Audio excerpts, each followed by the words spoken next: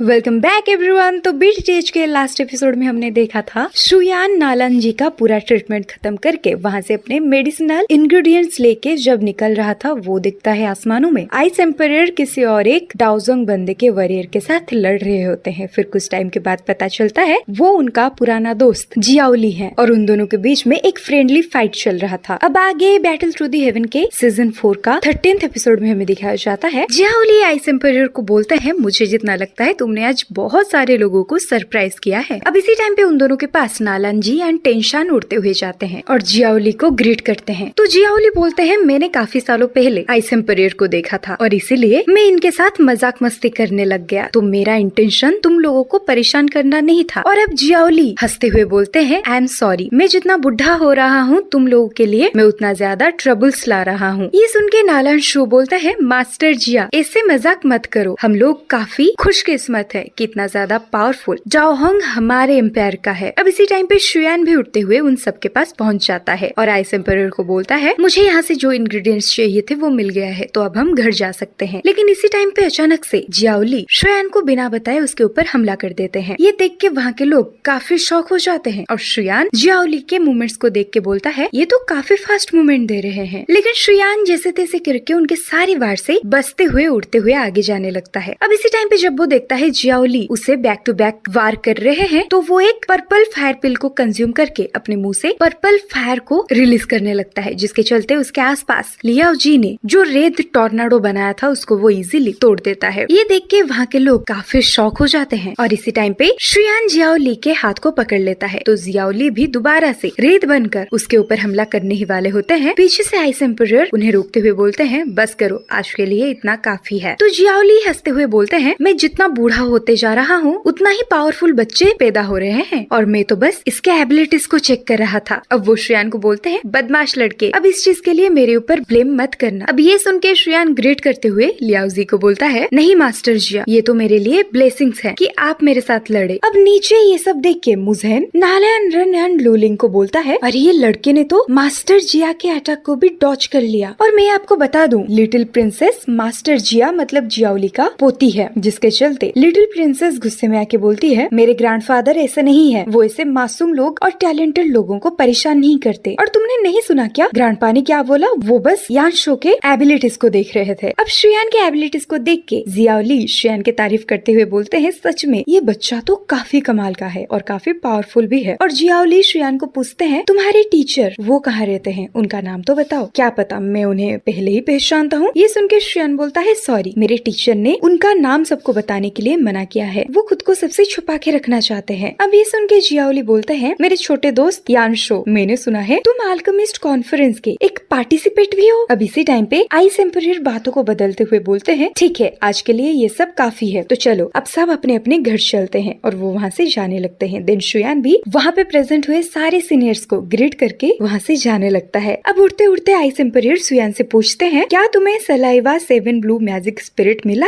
ये सुन के शुयान सलाइवा को चेक करते हुए बोलता है, हाँ मिल गया। और इसी टाइम पे आइस एम्परर बोलते हैं, ये जो जियाओली है वो मुझे बहुत गंदा इंसान लगता है, वो काफी स्ट्रॉन्ग है लेकिन वो मुझे पसंद नहीं है। और मुझे जितना लगता है तुम इस सलाइवा की मदद से क्वीन मेडुसा को दोबारा से जिंदा कर सकते हो। और अब आइस एम्परर दोबारा जियाओली के बारे में बताने लगते हैं और बोलते हैं, पता है वो तुम्हारे साथ क्यों लड़ रहा था, क्योंकि तुम मेरे साथ हो, तो वो तुम्हारे एबिलिटीज को चेक करना चाहता था कि तुम कितना ज्यादा पावरफुल हो। और वैसे भी हम लोगों को पहले से ही पता है ये जो जियाओली है वो नालन सेट को हड़पना चाहते हैं। अब दोबारा से आइस एम्परर बोलते हैं, जियाओली वो डाओजोंग के 8 स्टार पर है, मतलब 7th लेवल के 8 स्टार पर है, लेकिन वो जितना भी गंदा इंसान हो उसके साथ मेरे रिलेशंस अच्छे हैं और उसके रिलेशंस मीटर फैमिली, नालन फैमिली एंड मू फैमिली, इन तीनों के साथ बहुत ही बढ़िया है और वो इन तीनों फैमिली के ऊपर नजर भी रखता है और उसे डर है कहीं मैं उससे उसका जियामा एम्पायर के पोजीशन ना छीन लूं। लेकिन अभी के लिए हम दोनों एक दूसरे से बहुत सारी चीजें सीख रहे हैं और इसके चलते मैं अपने स्ट्रेंथ जल्दी रिकवरी भी कर सकता हूँ। अब इसी टाइम पे शुयान पीछे से आइस एम्परर को बोलता है, आज रात मैं आपसे कुछ हेल्प चाहता हूँ। एक्चुअली मैं आज रात को ही अपना सोल पावर को दोबारा से रिस्टोर करना चाहता हूँ। तो ये सुन के आइस एम्परर हाँ में अपना सर हिलाते हैं और शुयान धीरे से अपनी रिंग को देखते हुए बोलता है, टीचर मैं आज आपको जगा कर ही रहूंगा। दिन वो दोनों उड़ते उड़ते शुयान के घर पे पहुंच जाते हैं। अब शुयान अपने कमरे के अंदर जाते हुए आइस एम्परर को बोलता है, आप प्लीज मुझे प्रोटेक्ट करो, कोई बाहर के लोगों को अंदर जाने मत देना जब तक मैं ये कमरे से बाहर नहीं आ जाता। अब शुयान कमरे के अंदर जाके अंदर से दरवाजे को बंद कर देता है। अब वो सलेवा को अपने रिंग स्पेस से निकालते हुए बोलता है, तो आखिरकार मैंने तुम्हें हासिल कर ही लिया और तुम्हारे अंदर कितना ज्यादा एनर्जी है। अब इसी टाइम पे वो अपना ओवन निकाल कर उसमें एक एक करके सारे इंग्रेडिएंट्स डाल के अपना पिल बनाने का प्रोसेस स्टार्ट कर देता है और अब शुयान अपने सारे पावर्स उस ओवन के अंदर डालने लगता है, जिसके चलते हमें दिखाया जाता है वो सलाइवा ट्री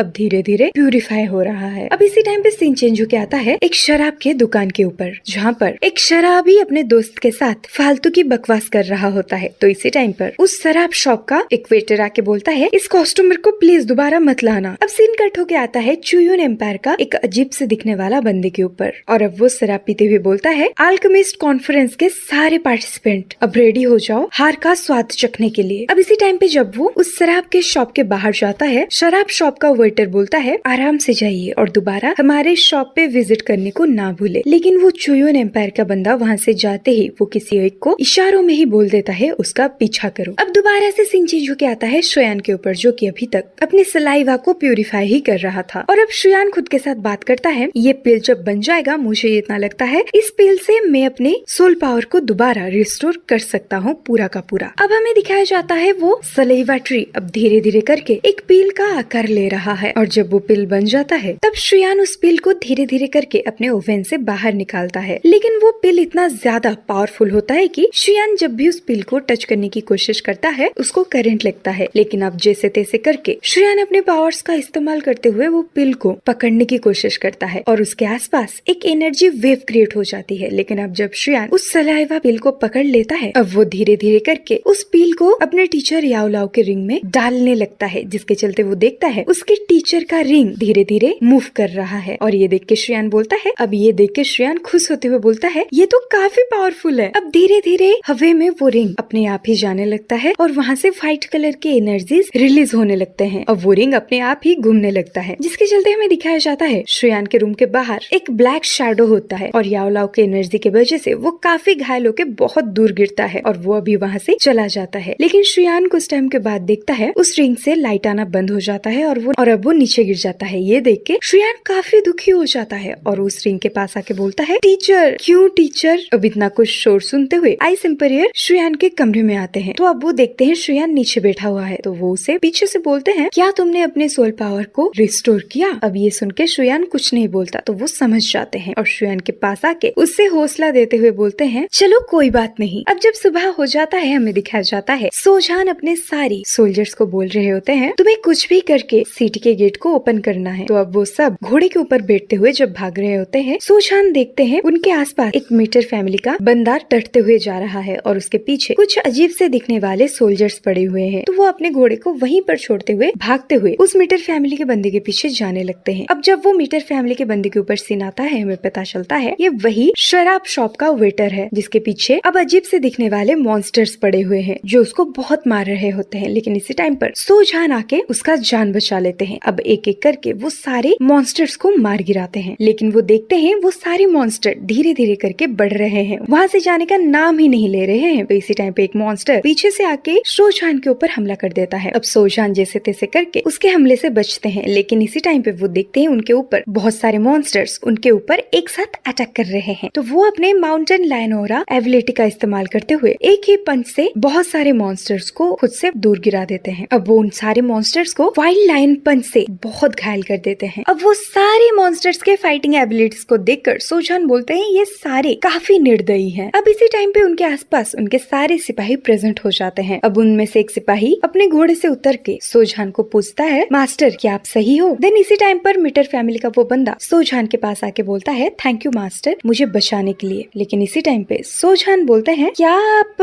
मीटर फैमिली से हो और क्या आप याफी को जानते हो। ये सुन के सामने से वो बंदा बोलता है, हाँ ऑफ कोर्स याफी जी तो हमारे एल्डर हैं। अब ये सुन के सोजान बोलते हैं, और मैं वुटान सिटी से याफी जी का एक पुराना दोस्त हूँ, तो क्या आप मुझे उनके पास पहुँचने में हेल्प करोगे। और वैसे ये जो मॉन्स्टर्स थे ये आप लोगों को ये आपको क्यों मारना चाहते थे। ये सुन के सामने वाला वो वेटर बोलता है, हमारी इंपेरियल कैपिटल में अल्केमिस्ट कॉन्फ्रेंस हो रहा है, इसलिए ये चुयून एम्पायर के बंदे यहाँ पे कुछ गंदे काम करने के प्रपोज में आए हैं। तो ये सारी चीजें जब मुझे पता चल गया तो ये लोग मुझे मारने के लिए ढूंढ रहे थे। अब ये सुन के सोजान बोलते हैं, मैंने तो फिलहाल के लिए इन सब के बाढ़ से आपको बचा लिया, तो क्या आप अभी के लिए मुझे एल्डर याफी के साथ मिलवा सकते हैं? ये सुन के सामने से वो बंदा बोलता है ठीक है चलिए मैं आपको उनसे मिलवाता हूँ। देन वो दोनों ही वहाँ से जाने लगते हैं। अब सीन कट होके आता है आइस एम्परर एंड शुयान के ऊपर और वो दोनों अल्केमिस्ट कॉन्फ्रेंस के लिए जा रहे होते हैं। अब आइस एम्परर शुयान से पूछते हैं क्या तुम आज के एग्जाम के लिए प्रिपेयर हो? ये सुन के शुयान कुछ भी नहीं बोलता। तो आइस एम्परर बोलते हैं सलाइवा पिल से तुम्हारा सोल पावर तो रिस्टोर नहीं हुआ, लेकिन तुम्हारे पास और एक चांस है, तुम अपने सोल पावर को दोबारा रिस्टोर कर सकते हो। ये सुन के शुयान बोलता है हाँ ये तो आपने सही बोला, अगर मैं इस अल्केमिस्ट कॉन्फ्रेंस में चैंपियनशिप हासिल कर दिया तो इसके गिफ्ट्स जो हमें मिलेंगे तो उससे मैं दोबारा से अपने सोल पावर को रिस्टोर कर सकता हूँ। और अब यहीं पर बीटीटीएच में एक नया कैरेक्टर इंट्रोड्यूस होता है जिनका नाम होता है याओए और ये अल्केमिस्ट कॉन्फ्रेंस के सिक्योरिटी इंचार्ज हैं। और मैं आपको बता दूं ये लिटिल प्रिंसेस की बड़ी बहन भी है। अब याओ आके पूरे सेना को देख के लोग साइड में हट जाते हैं, लेकिन इसी टाइम पे याओ आओ आइस एम्परर एंड शुयान को देख लेती है और उन दोनों को पहचान लेती है। एंड यहीं पर एंड होता है सीजन 4 का 13th एपिसोड।